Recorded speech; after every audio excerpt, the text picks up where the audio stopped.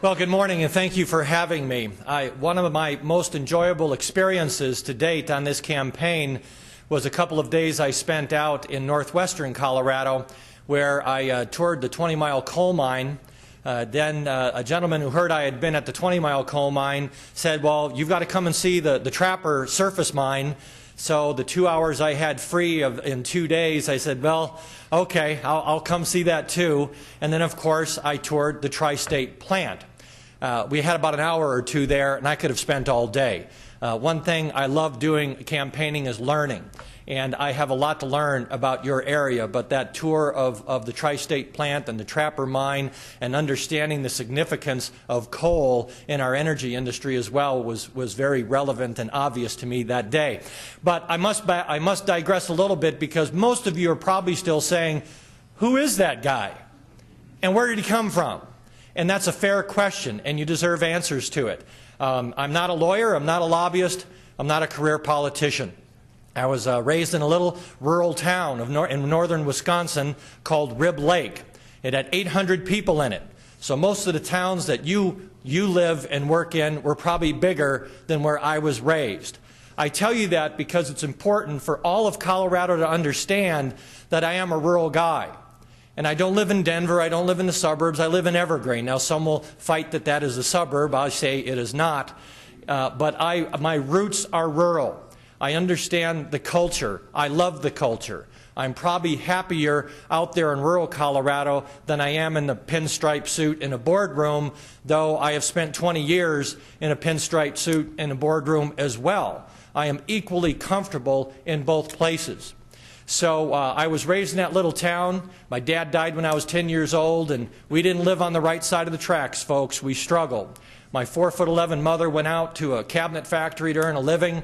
I delivered newspapers every day at 5 o'clock in the morning for 2 years when I was 13, 14 years old. I went out on my buddy's dairy farms and I baled hay in the fall. And the big difference back there than to here, for any of you who've ever managed hay, is here you do it 90 degrees with low humidity.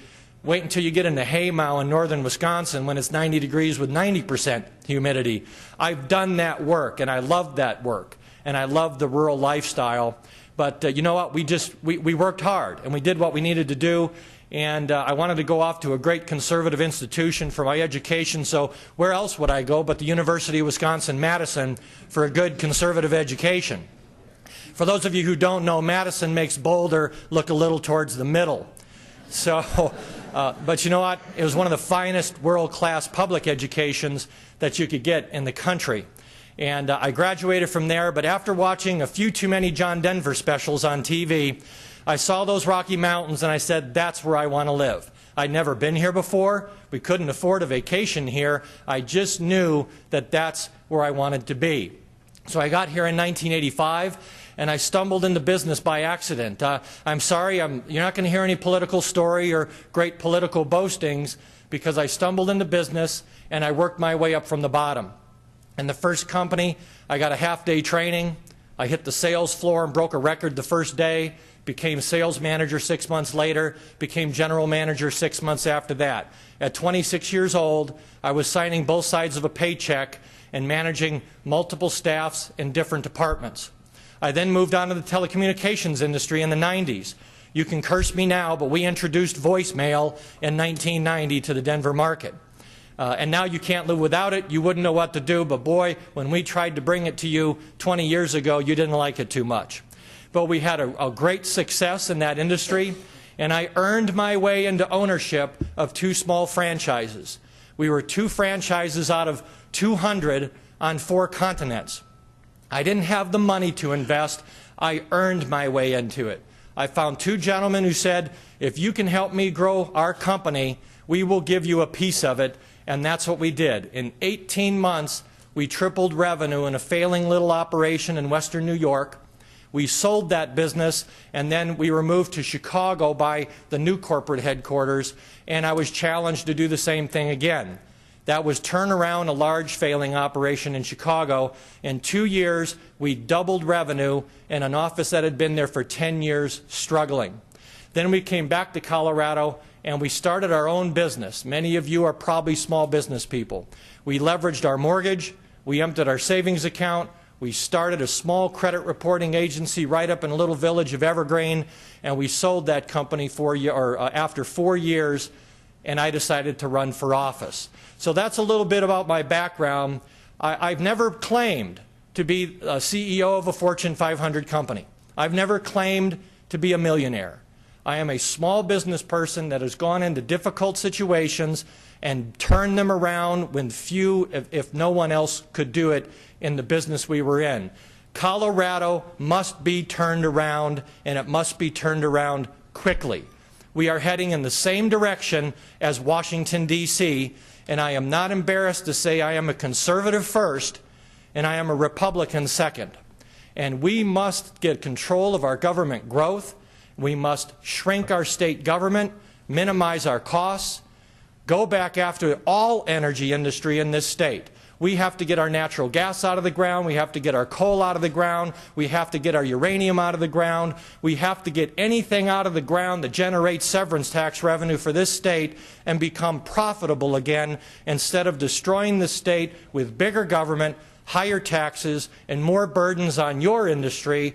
Because when they start saying, convert your coal-fired power plants to natural gas, you know what happens to the cost of delivery to your customers, don't you? And House Bill 1365 was wrong. I went public on it when it was going through the legislature. Government started participating in dictating who was going to be favored over someone else. It was wrong. The free market should be driving what the energy solutions are in our state. And if coal is the right solution, then coal should sell itself and make itself the right solution. If natural gas is the right solution, then natural gas should develop itself and sell itself as the right solution. I do not plan on playing favorites in the energy industry. So that's a little bit about me. My three-point plan, again, is simple. Downsize state government. Oh, Dan, no, wait, you can't just walk in and start doing that. Well, Chris Christie didn't have a problem in New Jersey, and I won't have a problem in Denver. We must minimize our tax burden. Number two, we strengthen our energy industry. We lighten regulations on oil and gas. We lighten regulations on small business as well. And then number three, we cut taxes. My opponent was just quoted the other day saying we just don't have anywhere else to go to cut taxes. You also need to examine his energy policy and his New Age energy policy and his relationships with international organizations and green technologies and new energy technologies and sustainable communities. This is all about unplugging the cars.